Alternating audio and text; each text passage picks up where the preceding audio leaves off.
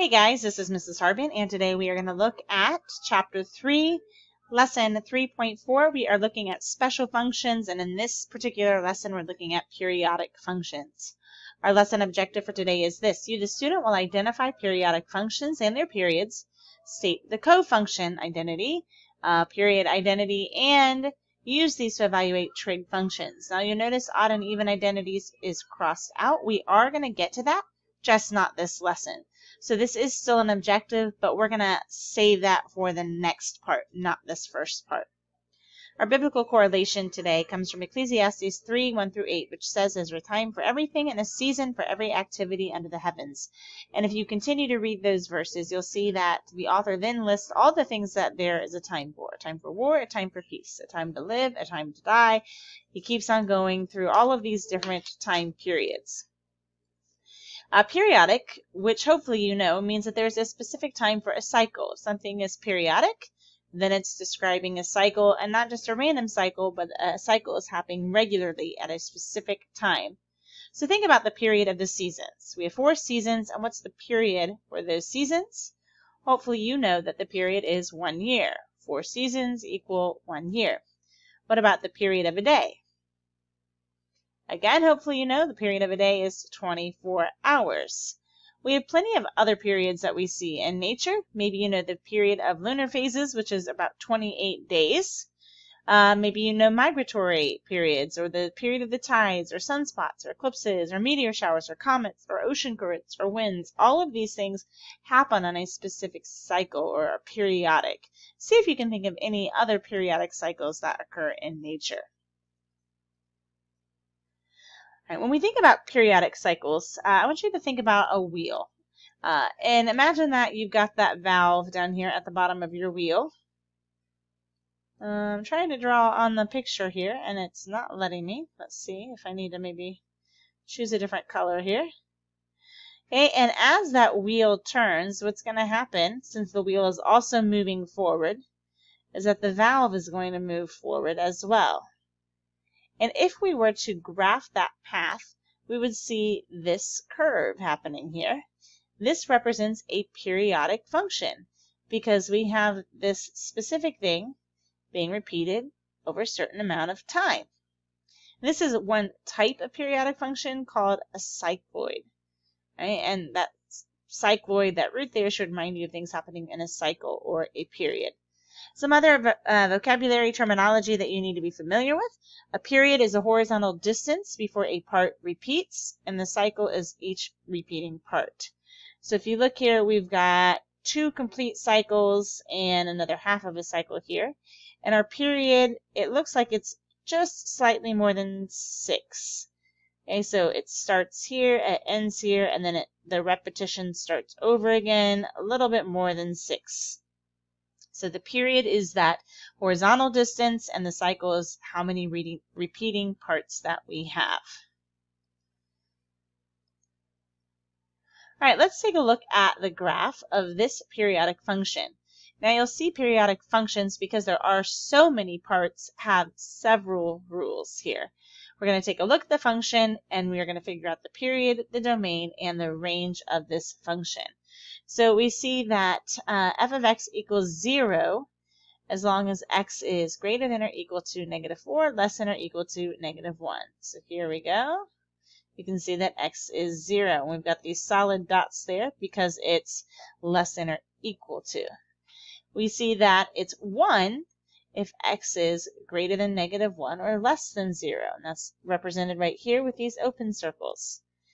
Then we have f of x is 0 again from here to here, and 1 from here to here, and 0 from here to here. So we've got our function graphed. That's what it would look like. Let's go ahead and identify the period, the domain, and the range. Let's pull our graph back up here. So our period again is the distance before it repeats. So if it starts here and it's 0, and then it's 1, and then it starts over, what is our horizontal distance? Hopefully you're able to count that and see that it was 4. We can mark it off here. We have 1, 2, 3, and then even though the 4th part's up here, it's still part of that cycle, And then once we get here, we repeat. 1, 2, 3, fourth part up here. 1, 2, 3, fourth part up here. So our period is 4. Every 4 horizontal units, it is repeating. What would our domain be? Hopefully you said all real numbers. This period is going to continue far left and far right. There's nothing to stop it. And then how would we identify our range? Look carefully at our range, how low and how high. We have to be very specific. Our range is really only one of two values, 0 or 1. We can't say it's between 0 or 1 because none of these y values are represented. It's only the two values, 0 or 1. All right, now let's turn our attention back to those trig functions. Referring back to our unit circle, keep in mind that all of the trigonometric functions, trig functions, have specific periods. Remember this trig functions? Sine, cosine, tangent, and their inverse functions. Look at the chart on the wall if you need to. But they all have specific periods. We're going to take a look at that in just a second. The period of the sine function, for example, is 2 pi, or 360 degrees.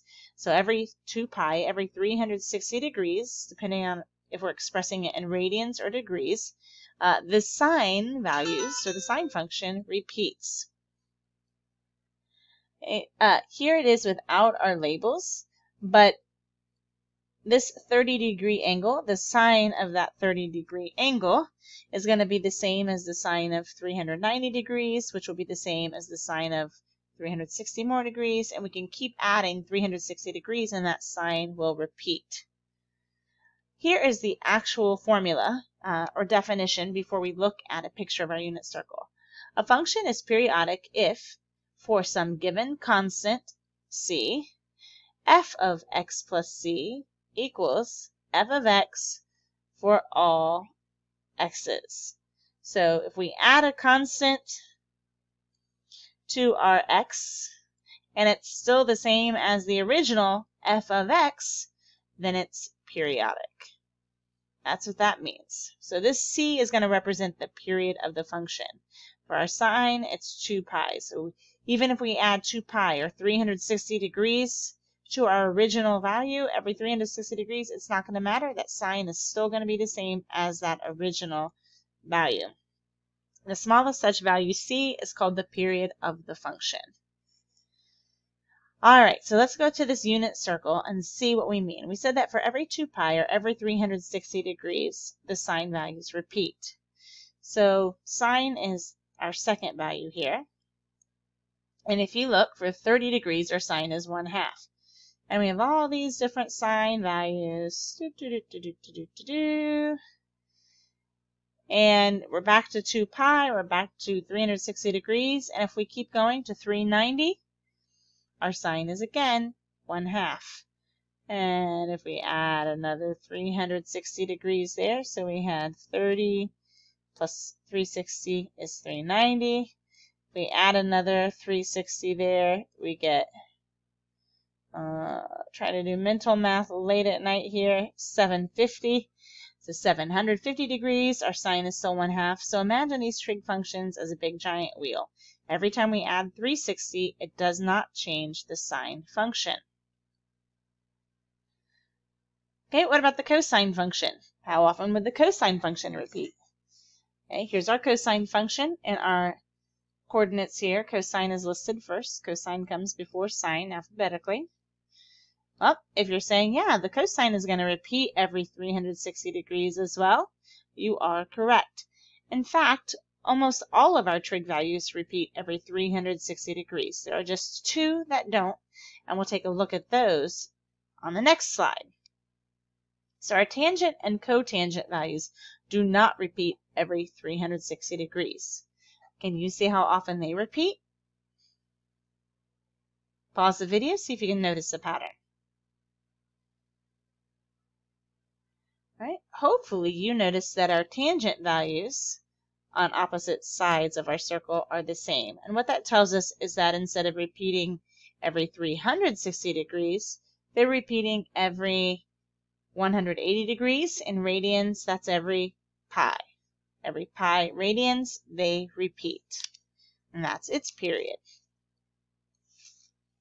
The tangent and cotangent functions have a period of pi radians, and not 2 pi like the other trig functions. All other trig functions do have a period of 2 pi radians. Remember, 2 pi radians is just 360 degrees, and pi radians is 180 degrees. Let's write the period relationship for cosine as an identity. Okay, here is our actual definition of our period function. Okay, it was, if you remember, f of x plus c equals f of x for all x's. Okay, k is just an integer. We're using c to represent our period here, and k is an integer. Well, we're going to change that function specifically to the cosine function.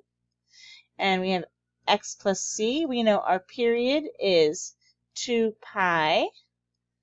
And we can add that k in there because 2 pi is 1 time around, but maybe we're going to go 2 times around or 4 times around or 6 times around. We would multiply that 2 by those constants. So 1 time around the circle would be 2 pi. 2 times around the circle would be 4 pi, and so forth and so on. So we can change that number here.